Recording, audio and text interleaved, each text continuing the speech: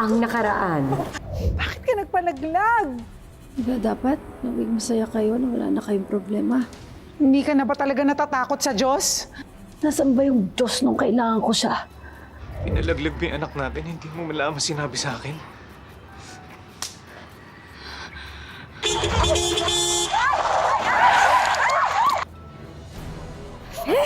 Total, nagbabanal-banalan at naglilinis-linisan ka rin naman. Ayan! Dapat sa'yo maligo sa alcohol! Yan ang dapat sa'yo! Mikrobyo ka!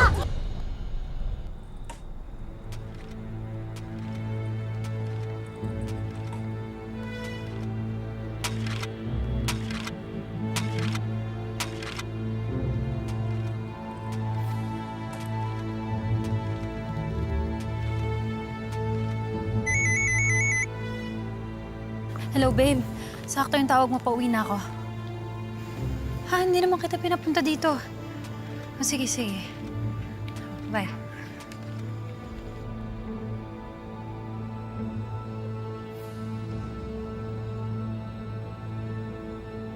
Nagbalik ka na naman dito para ano guluhin ang buhay ng anak ko? Guluhin mo na naman ang buhay ng anak ko!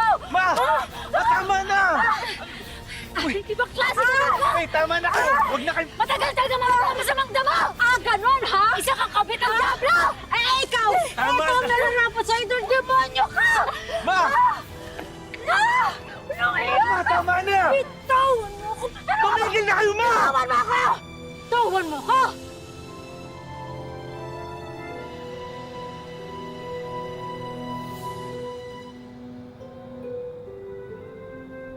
Kailangan magamot ka agad natin to. Talaga tutulungan mo pa? Ka talaga? Tigas-tigas naman ang ulo. Ano ka pa naman, Peter? Ikaw talaga ang tigas-tigas talaga ng ulo mo. Hoy!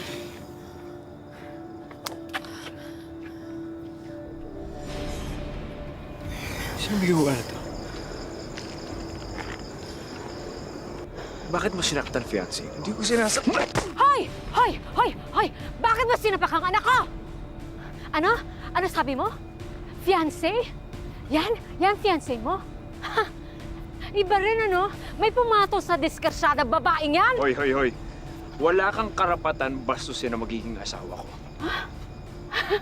Ikaw magiging asawa ni Faith? Ay! Ay! Ay! Tama na! Tama na! Tama na! Tatak mo yan sa kukote mo. Umuwi na tayo! Sa bahay ko na lang ipapaliwanag. Hindi ka na. Hindi ka na.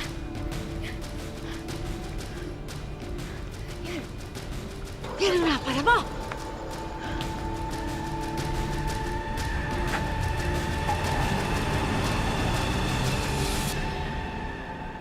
Nang mag-cruise muli ang landas ni Faith at ang dating kasintahang si Peter, kasama ang mahadera nitong ina na si Leia, tila nanumbalik ang kalbaryong sinapit niya.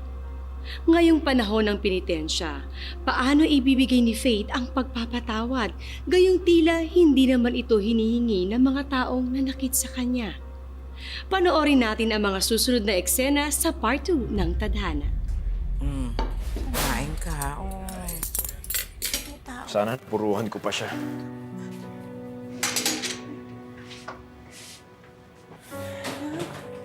Joshua po pala, fiancé ni Faith. Nanay Mirasol. Tama po. Alam mo yung pangalan ko. May kwento ba ako ni Faith sa'yo? Babe, tulungan mo na lang akong linisin to. Anak? May mga sugat ka. Paano yan? Sinugod po kasi siya ng nanay ng ex niya. Sumasobra na Ay, talaga yan. Mirasol, yan. huwag ka nang lumabas. Dito ka na lang, magpahinga ka. Ang problema ni Leia, bakit niya pinag-iinitan ng anak ko? Hindi pa ba siya masaya na magiging pare yung anak niya? Magpapare si Peter?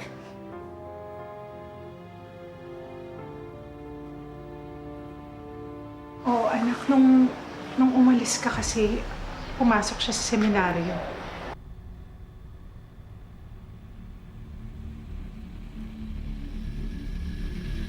Faith. Anong ginagawa mo? Ika, Alice. Bumalik tayo sa Maynila, di ba? Ayaw ko naman dito. Porkit ba nalaman mo na magpapari yung ex mo? Aalis na tayo?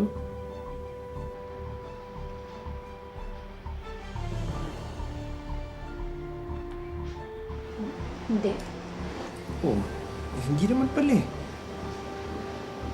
Pues wala tayong rason para umalis. We're staying here for a couple of days. Okay?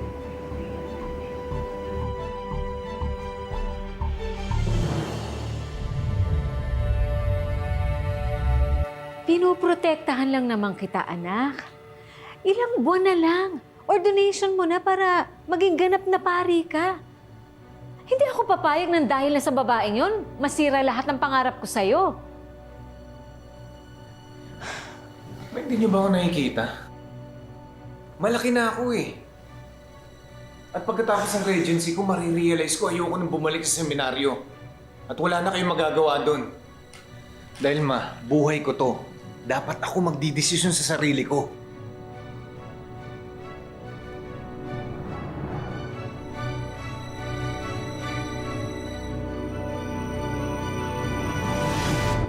My brothers and sisters in Christ, hindi madaling magpatawad. Pero kailangan. Mahirap magpatawad lalo na't hindi mo alam ang dahilan kung bakit kinakailangan mong patawarin ang isang taong nanakit sa'yo. Fair ba na patawarin tayo ng ating Panginoon noong pinako siya sa krus? Sinisi ba niya tayo? Hindi. Dahil ang tunay na pagpapatawad ay walang hinihinging kondisyon.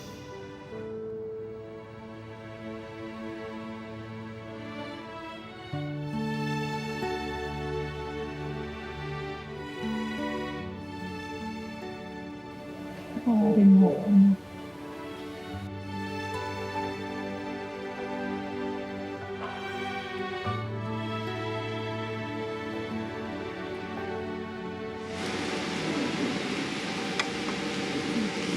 Babe, mag-CR lang ako, ha?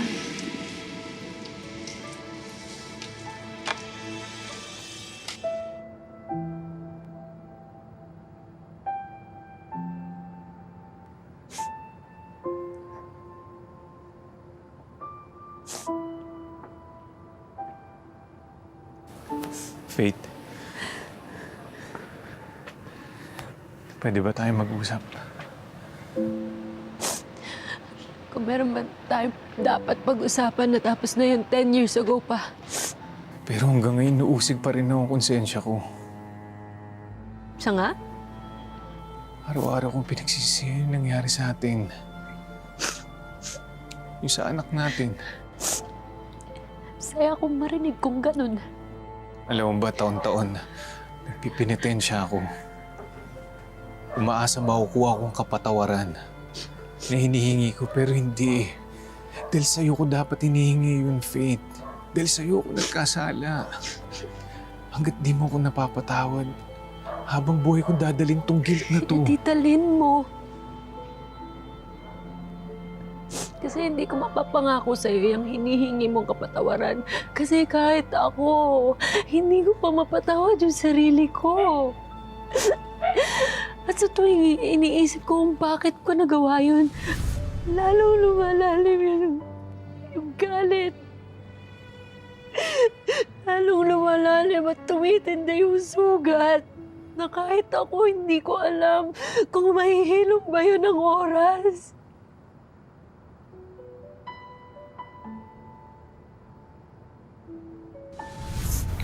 Buntis ka? Por Diyos, por Santo, Faith! Peter, please. Please, please. Hindi ko alam gagawin ko. Peter, hindi ko alam ang gagawin ko. Hindi na namin problema yon. At wala kaming pakialam kahit saan pang sabsaban mo ikre ang anak mo.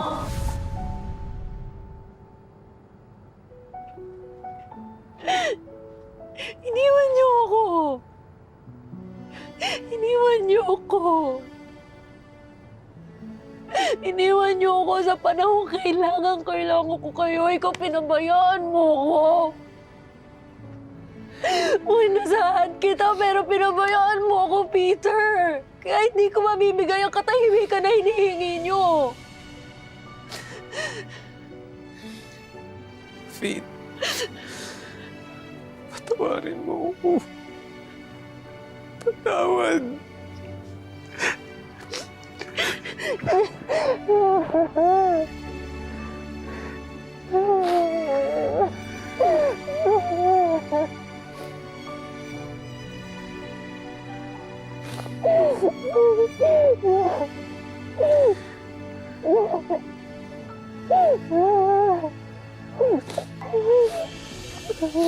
Faith. Sa susunod, holy water na ibubuhos ko sa'yo para mawala na yung init ng demonyo sa loob ng katawan mo! Ikaw matanda ka, wala ka talaga katandaan na nagre-reyna-reynahan ka pa? Pwes, kung reyna ang tingin mo sa sarili mo, ito ang nababagay sa'yo, Corona! Ano? Ikaw talaga! Tama na yan! Tama na! Hiya mo talaga! Ikaw ang walang hiya! Mama ko! Faith! Tama na!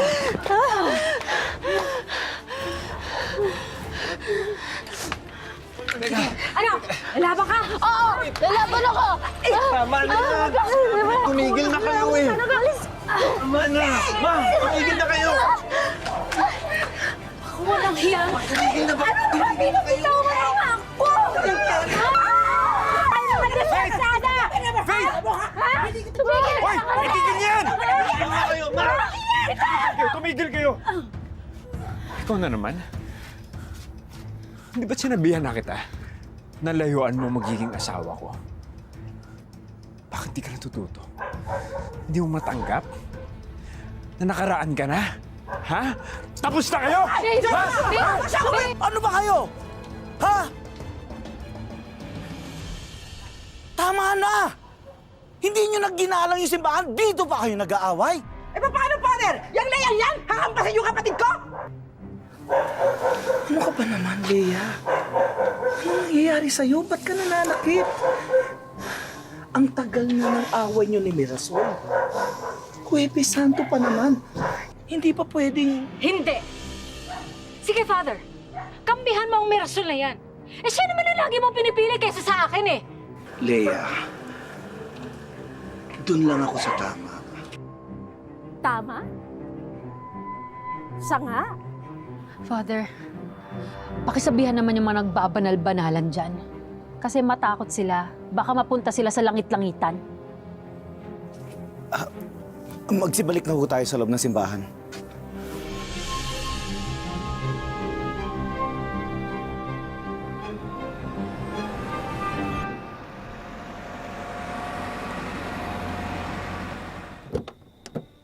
Leia, Anong ginagawa mo dito, Mirasol? Baka hihingi ka ng tawad sa kasalanan ginawa mo at ng anak mo? Leia, nakikiusap ako. Itigil na natin tong awayang to. Tigilan mo na ang anak ko. Ikakasal na siya. Wala na rin makakapigil sa kagustuhan mo na magpari si Peter. Bakit? Akala mo ba yun lang ang rason ko? Alam mo ba, sa tuwing nakikita ko ang pagmumukha ng anak mo, naaalala ko yung pagtataraidor na ginawa mo. Kung sa tingin mo, tinraidor kita, sige, aakuin ko na lahat. Pero sa akin ka gumanti, huwag sa anak ko.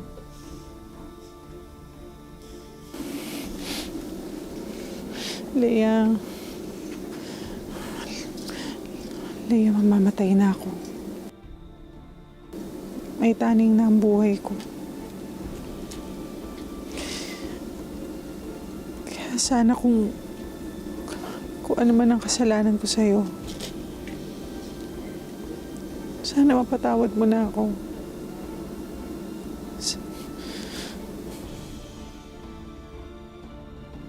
Anong gusto mong gawin ko? Kaawaan ka?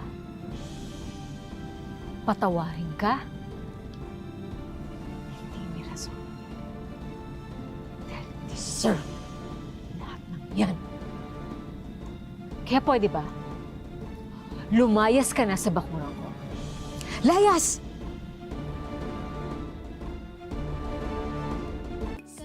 May gusto ka bang ikumpisal? Masaya ako na nakikita ko nagdudusa ang nanay ko. Masaya ako na nakikita kong hindi matahimik yung taong inibig ko na iniwan ako. Masaya ako na nakikita ko nahihirapan silang lahat.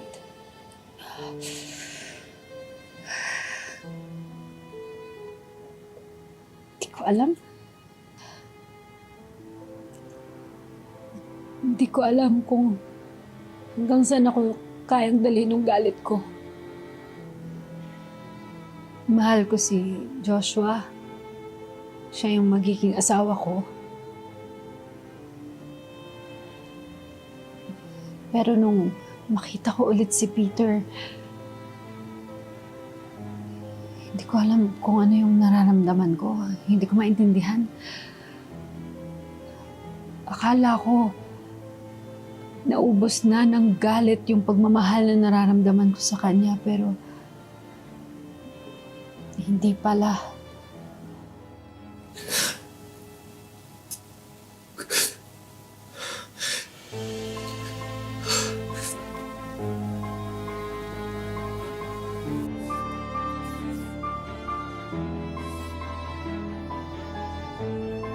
Father?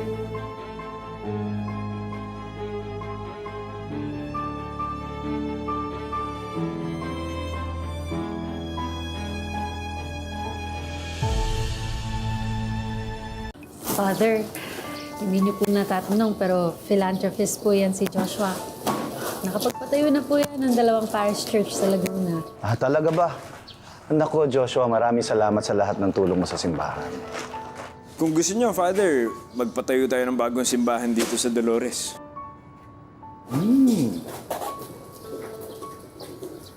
Alam mo, hindi na naman kailangan magpatayo ng bagong simbahan eh.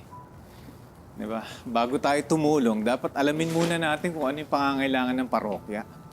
Imbis na magpagawa tayo ng simbahan, bakit hindi natin ayusin ang sirang nakaraan? Ibig ko sabihin, bakit hindi natin ayusin ang mga sirang kampanaryo na dahil sa bagyo, sirang pader na dahil sa lindol, at sirang pananampalataya ng mga tao? Yan ang kailangan ng Dolores. Yan ang kailangan natin ibigay sa parokya. Hindi ang bagong simbahan.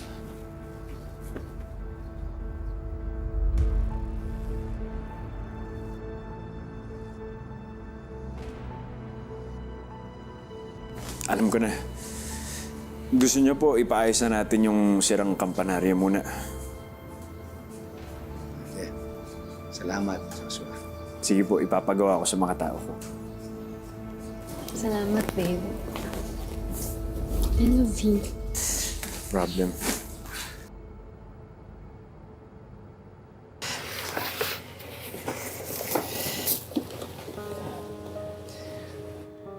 Bumili po pala ako ng gamot na pang 1 month supply para hindi na magbalik-balik si Tito Honor sa pharmacy. Tapos meron din ako ditong prutas na pangpalakas mo. Siya nga pala, Nanay, kinausap ko na rin po si Faith. Isasama ka po namin sa Manila para doon po kayo magpagamot.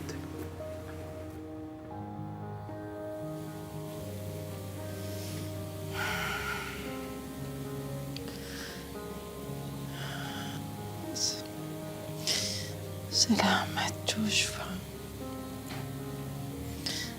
Salamat at dumating ka sa buhay ng anak ko. Salamat at nakilala pa kita.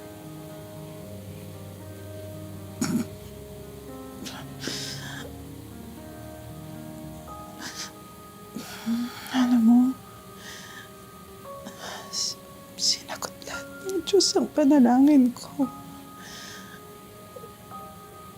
Binigay ka niya kay Faith.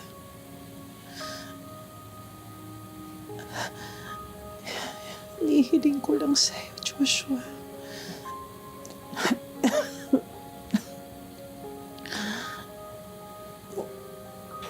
Huwag mong papabayaan ang anak ko, ha? Alagaan mo. Unawain. At mahalin.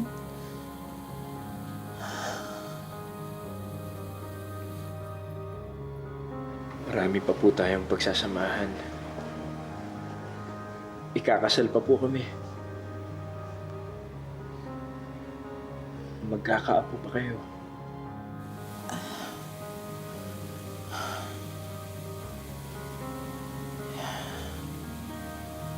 Hindi ko alam. Hindi ko alam kung haabutan ko pa.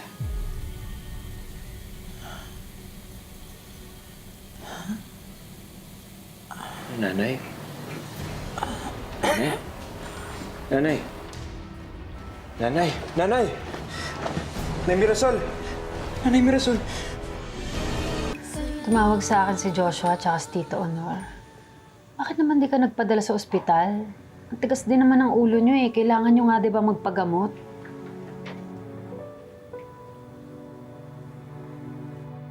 Hindi naman ako magtatagal, anak. Eh, basta magpagamot ka.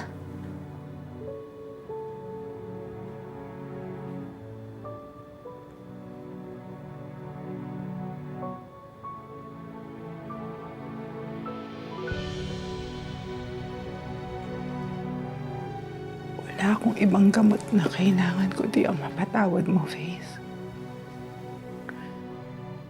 Patawarin mo ako, anak.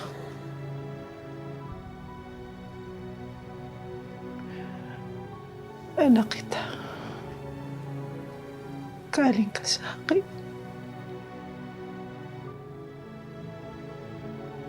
Mahal na mahal kita, anak. Mahal na mahal.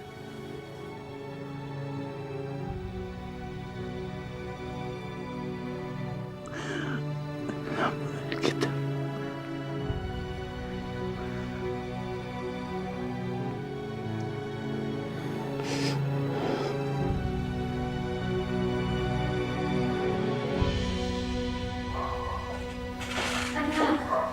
Di ba hindi pa tapos ang registry mo? Babalik ka na kagad sa seminaryo? Hindi pa, Ma.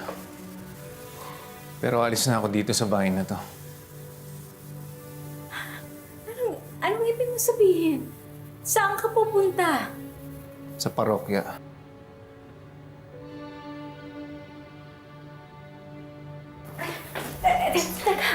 Teka. Ma, sinubukan ko kayo intindihin. Alam ng Diyos yun, Ma. Pero hindi ko makita sa inyo na gusto niyo magbago. At saka, Ma, hindi nasusukat sa pagiging mabuting Kristiyano ang dala sa pagpunta sa simbahan. Mamahal ko kayo. Kaya lalayo ko sa inyo bago pa kita katuluyang kamuhian. Anak, huwag mo naman akong iwan. Si Faith ba ang may sabi nito? Pwede ba tama na? Tama na yung pandadami kay Faith. Itigil niyo na yung pananakit sa kanya. Dahil kung hindi, tuluyan na akong lalayo sa inyo. At hindi na ako magpapakita.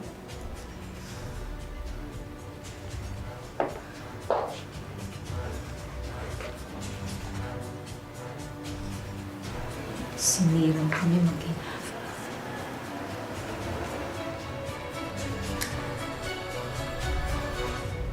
Kaya sisirain ko ang buhay mo. Oras na para malaman ng buong bayan ang totoo. Lihim ng pamilya mo.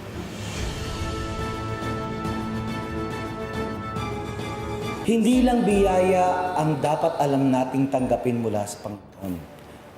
Dapat matuto rin tayong tanggapin ang kanyang mga pagsubok. Paano ba natin malalaman kapag dininig na ng ating Panginoon ang ating mga hiling? Kapag tayo ay humingi sa Kanya ng tapang, ano ba ang pinadadala niya sa atin? Panganib para lumakas ang ating loob. Kapag humingi ka sa Kanya ng pag-ibig, hindi niya yung kaagad binibigay sa'yo, pero umasa ka na dadating din yun sa tamang panahon. At kapag humingi ka sa Kanya ng lakas, ano ang binibigay niya sa'yo? Mga pagsubok para maging matatag ka.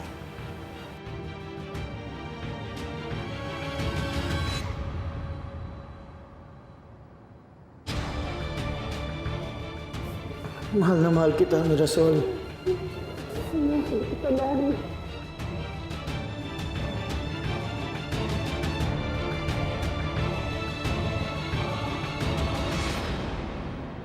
kailan naman tila handa nang magpatawad si Faith, tila latigong humampas sa kanya ang iskandalong pinakawalan ni Leia.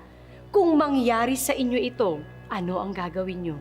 Nako, yan ang kailangan nating abangan sa mga pangyayari sa Part 3 sa susunod na Sabado po, dito lang sa mas pinalakas at mas pinagandang tadhana. Mga kapuso, ako po si Marian Rivera. Sinugod ko yung nanay mo sa ospital. Kumuripas pa ako ng takbo para hanapin ka, Faith. Joshua. At ito yung madadatnan ko. Joshua, nagkakamali ka. Wala naman kaming ginagawa masama ni Faith. Nag-uusap lang kami. Nag-uusap. Hayop ka. Babe, tama na. Sinabi nag-uusap lang kami. Ano ba nangyayari sa'yo? Hoy, tumigil na nga kayo! Tumigil ka na!